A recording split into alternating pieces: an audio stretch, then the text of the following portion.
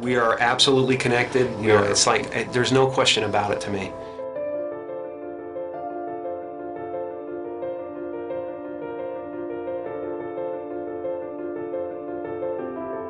There's no separation. That's been physically proven by science.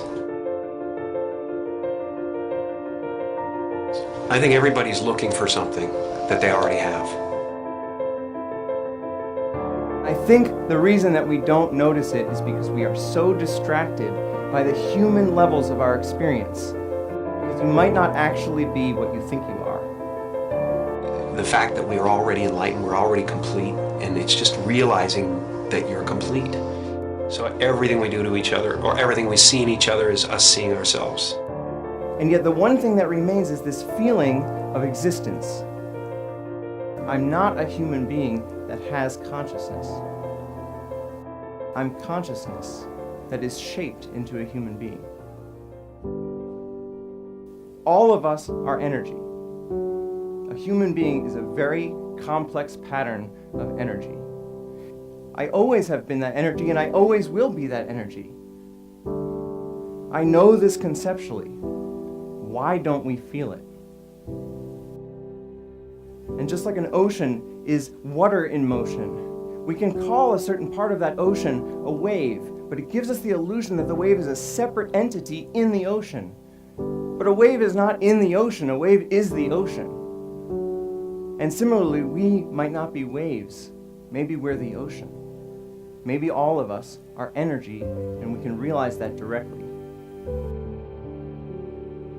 All suffering is based on the illusory separation that there's an individual in the environment, that there's a person that has to survive, that this specific collection of 1,000 trillion atoms has to hold itself together.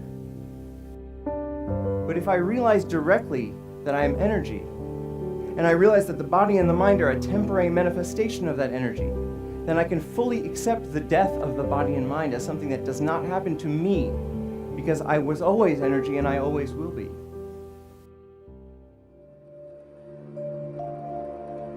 Ego tries to convince us we need to get something, this immortality, that we already possess.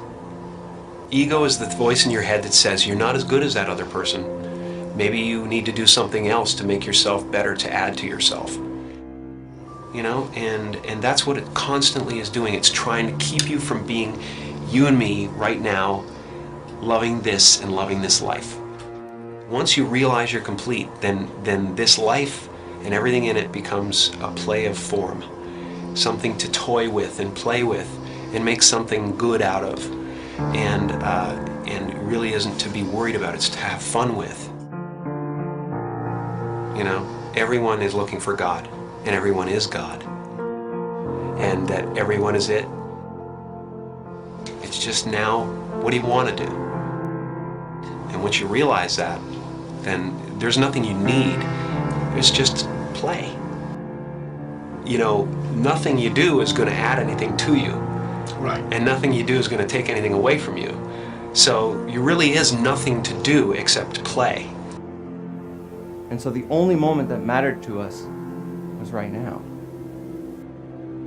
I think this experience is so important and powerful that every religious tradition at its core has been trying to convince us of its importance.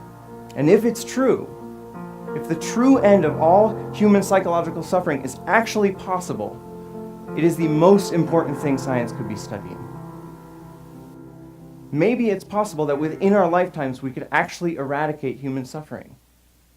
And what would the world look like then if every single one of us felt complete, felt whole, and felt interconnected? When you let go of individual survival, all of your priorities change because you actually see the entire world as your body. You see the suffering of others as your own suffering, and you want to help. Maybe the one thing that keeps us from actually solving all of the other problems in the world is this persistent, flawed thought that we are separate from the world. And maybe it's time we change our minds.